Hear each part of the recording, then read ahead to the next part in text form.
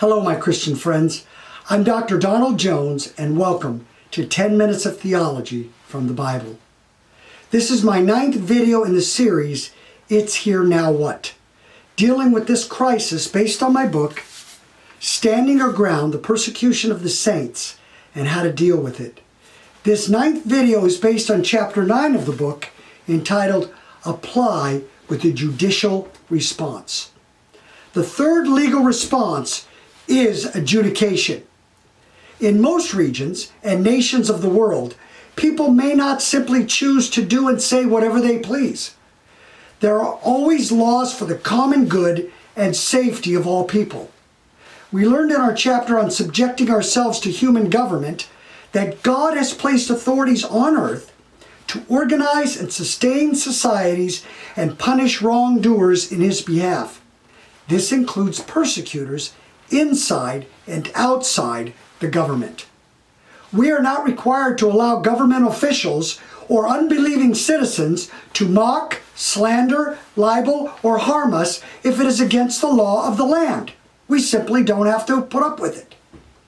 As Christians, we do not cease being citizens and may use the law to advance our message and protect God's people from persecution, including that persecution from government authorities.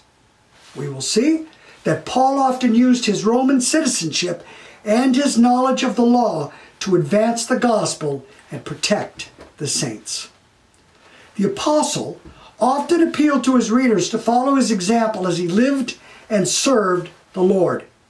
1 Corinthians 4:16, I beg you therefore, be imitators of me. 1 Corinthians 11:1, be imitators of me even as I also am of Christ. This is also found in Galatians 4:12, Philippians 3:17, Philippians 4:9, 1 Thessalonians 1:6, 2 Thessalonians 3:7, and 2 Thessalonians 3:9. Though not often noted, Paul continually used the laws of the land to advance the good news and protect himself, his companions, and the new churches that he established. And we may do the same as we imitate him. You see, he exercised the rights that he possessed as both a Jewish citizen and a Roman citizen at critical times in his ministry. He stood before Jewish town officials, the Sanhedrin, and King Herod. Before the Romans, he faced numerous local magistrates, regional governors, and eventually the emperor himself. All of this was for the purpose of advancing the gospel and protecting Paul and the other saints. And of course, advancing the gospel includes protecting the essentials of the Christian faith and their practices. Therefore, we not only can but ought to imitate him in his many judicial responses as he applied the laws of the land. These powerful examples of Paul's adjudication of both Jewish and Roman laws will be examined in their order of appearance in the book of Acts. First, there was his Roman beating in Philippi. In Acts 16, Paul encountered persecution because he had removed a demon from a fortune-telling slave girl. After losing their profit from her demonic skills, her legal masters dragged Paul before the city magistrates. Paul and Silas, his companion, were publicly accused of agitating the people and advocating customs that were illegal for Roman citizens to practice. In a great display of pomp and circumstance, the rulers tore their robes, ordered them to be beaten with rods, and secured in prison. The jailer threw them into the inner prison and locked them up in the stocks. In Acts 16:35-40, the day arrived for their release. So the jailer declared that the rulers of the city had sent word that they could now go in peace. But Paul refused to leave quietly and challenged the magistrates legally. He simply revealed what these rulers had forgotten to ask them. They were Roman citizens. As a result, they could not be beaten or imprisoned without a trial. They would not leave secretly to hide what had been done. Instead, he demanded that the leaders escort them out of the city safely for all to see. After they saw the brethren, then he would leave. When the magistrates found out the two were Romans, they literally begged the two to leave quietly. They greatly feared the exposure of Paul's illegal imprisonment. I think, too, is that Paul was securing the safety of the little church in Philippi, so it would be left alone, which it was. Upon his arrival in Philippi, Paul did not disclose his true citizenship. Why? By faith, Paul knew God was at work. The Philippian jailer and all of his household will never have received Christ without his illegal imprisonment. Here, Paul chooses not to utilize the law, at first, to win the jailer to Christ. Yet later, Paul employs the same law for his own protection and the protection of all the saints in Philippi. This would allow all of them to freely share the gospel. The law was used to protect believers and advance the gospel as the Spirit led. Then there was the mob action in Jerusalem. In Acts 21, Paul entered the Jewish temple area in the city of Jerusalem. Some irate Jews from Asia recognized Paul. Since they had seen him with a Gentile in the city, they supposed that Paul had brought him into the temple. They stirred up the crowds because of his defilement. The mob grabbed Paul, dragged him out, and began beating him. When the Roman cohort discovered that a mob murder was about to occur, they stormed into the crowd and rescued Paul. Here, the government is protecting its citizens against harm, even if it is of a religious nature. The Lord God protects his persecuted people through the government that he creates. After this, there was the interrogation by the Romans. Once Paul had been bound, the commanding officer attempted to find out from the crowd what Paul had done, but he received nothing of substance. Then, Paul convinced the officer to let him speak to the crowd. This he did, which only caused more chaos. After preaching the gospel, indicting the crowd for killing Stephen, and then declaring that he was turning his attention to the Gentiles rather than the Jews, they went into a great frenzy. Finally, in desperation, the commanding officer ordered his soldiers to question Paul through scourging. They would torture him to discover why he had incited such an uproar. Paul allowed himself to be tied up in chains in preparation for the beating. Then, he casually inquired of the centurion near him as to whether any Roman citizens could be scourged without the ruling of a court. Of course, it was obvious. So the soldier went and informed his superior. Paul gained the upper hand over his legal authority by not disclosing his Roman citizenship and allowing them to break the law. He was in chains, about to be scourged. That was enough of a violation. Then he created a greater advantage over his superior by his birth as a citizen, because his superior had paid for it.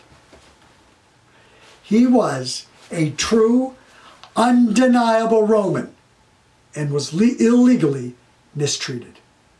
The commander was frightened because he had illegally bound Paul with chains. Consequently, Paul was released and was now a free man. Here again, Paul utilizes the law to protect himself from persecution. It's interesting to note that Paul manipulates the situation to place the commander in a difficult dilemma. This provided Paul with the advantage as this drama unfolds. They should have asked him if he was a Roman, and they simply made a foolish assumption. He did not desire to volunteer that information, nor did he have to. From then on, the commander would be much more vigilant and careful as he handled Paul. Then the commander brought Paul safely before the council. What did Paul do? He attempted to preach the gospel. The Apostle Paul utilized the law to provide safe travel to the Jewish council so he could preach the good news to them, so he could practice an essential of the Christian life and Christian faith, evangelism. It is obvious, as we'll see in a moment, that the crowds were still milling around to catch Paul if he was released. They were not finished with him yet. As Paul began his testimony of salvation and his gospel presentation, he was slapped in the face.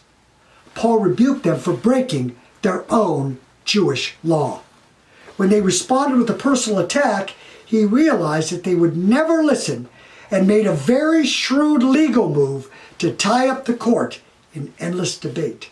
And that legal move was one that was theological. He simply stated that he believed in the resurrection of the dead.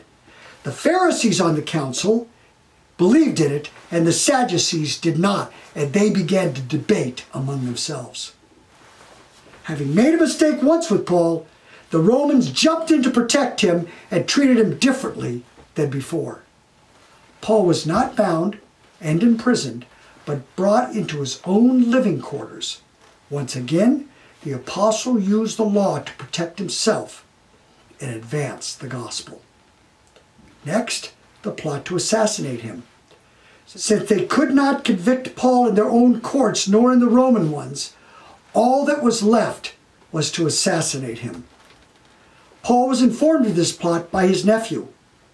Knowing that the commander was being especially vigilant with him, Paul summoned over a centurion to take the boy to the commander. In the book of Acts, Luke uses the word summoned. It means to call the centurion over. He did not go over to the centurion, but had enough leverage legally to summon the centurion to him. When his nephew was brought to this high-ranked commander, he was treated with great respect and urgent concern. The commander took the nephew's hand and led him into a private place and had a conversation with the nephew.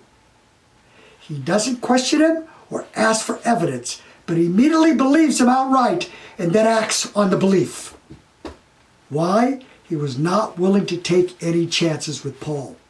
So he decided to turn Paul over to the Roman governor, and he protected Paul with a large group of soldiers as he traveled there. Paul knew how to manipulate and handle the law, and that became a powerful weapon in his defense. Next, the delegation to Felix. In Acts 24, when Paul stood before Felix the governor, which constituted a court of law, he was there to defend himself, and Tertullus came to prosecute him in behalf of the Jews. Then Paul took the opportunity to advance the gospel with a powerful testimony. Here again, the Apostle Paul acknowledges the power of the government's authority to protect him. You can read it for yourself, from many kinds of persecution. After his appeal, Felix does not imprison him, but holds him until he can speak directly with the commander. Paul is able to advance the kingdom while he is protected from harm. Though Felix protected him from the Jewish persecution, Paul was still in his custody for 2 years to appease these rebellious people. 2 years Paul sat waiting, but he advanced the gospel to whomever he could, to Felix, his wife, and all who visited him. Here Paul was able to handle himself judiciously and advance the gospel and protect himself. Next, the response to Festus. In Acts 25, after 2 years had passed, Festus succeeded Felix as governor. After only 3 days in office, the Jews were once again ready to come after Paul, and so Festus convened his court. Paul made his judicial defense before Festus the governor. He was innocent of all charges. This is what he claimed. And then the next step came, the appeal to Caesar. Festus wanted to appease the Jews and asked Paul if he was willing to go back to the Jewish council. He would essentially get rid of Paul and avert a decision. Shouldn't the governor have found out from Felix that he was sending Paul back into the mouth of the serpent? In his attempt to appease the Jews, Festus was about to send his prisoner to his death. Since Paul knew this would end in his assassination, he took his final judicial action as a Roman citizen. He appealed to Caesar. The apostle chose to invoke a Roman citizen's ultimate protection of the law and appealed to the emperor. This appeal was irrevocable. Once declared by a Roman citizen, it could not be stopped. Every Roman citizen who felt he was not receiving justice could travel to Rome and present his case before the emperor. After conferring with his council, Festus agreed. Paul was now under the full protection of the Romans as he advanced the gospel to the highest court in the land. Why? Because he used the courts to protect himself and the preaching of the gospel. This was Paul's judicial response to the illegal activity of the Jews primarily and the Romans secondarily. The charges could now be answered face to face with the ruler of the entire Roman emperor. It had been continually revealed to the apostle by the Lord that he would preach the gospel to the emperor himself. How was a Christian rabbi from Tarsus ever going to stand before the most powerful man in the world and proclaim the plan of redemption? It was done as a citizen using the law to advance and protect. It was not done as a citizen simply submitting and praying and trusting the Lord. He was doing another action that God desires for us to do. If Christians truly desire to advance the gospel or protect themselves from persecution, they should utilize the law as Paul did. We should imitate Paul as he imitates Christ. And this should be done as the Spirit leads. The earthly citizenship of believers should not be left at the door of God's kingdom, but instead should be used wisely. These are just a few of the judicial responses God allows his people to take when they are persecuted. God desires that we use the government legally to stand our ground. The rest you will find in chapter 9. In the next video, we will highlight chapter 10, Defy to Obey a Divine Command, which discusses the numerous circumstances where Christians may defy the law to obey a divine command. And in this chapter, I will explain to you carefully all of the essentials of the Christian faith which we must stand our ground on. They cannot be restricted. Why? So we might be wise as serpents as we encounter wolves in our lives. This is Dr. Donald Jones. Please support me by taking the actions on my left. Goodbye, my friends, and God bless you.